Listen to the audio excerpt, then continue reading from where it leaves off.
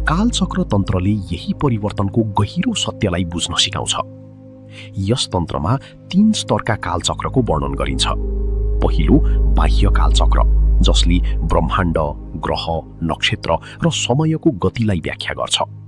दोस्रो आन्तरिक कालचक्र, जसले मानव शरीर, श्वास प्रश्वास, ऊर्जा र मनको प्रवाहलाई बुझाउँछ। तेस्रो वैकल्पिक कालचक्र, जसले साधनाको माध्यमबाट अज्ञानलाई ज्ञानमा रूपान्तरण गरी बुद्धत्व प्राप्त गर्ने मार्ग देखाउँछ। दलाई लामाले कालचक्रलाई केवल व्यक्तिगत मुक्ति मात्र नभई विश्व शान्तिसँग पनि जोड्नुहुन्छ। उहाँका अनुसार जबसम्म व्यक्तिको मन शान्त हुँदैन तबसम्म समाज र संसारमा स्थायी शान्ति आउन सक्दैन।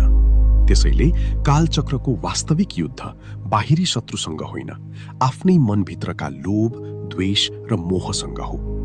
कालचक्र तन्त्रमा सम्भाला नामक आदर्श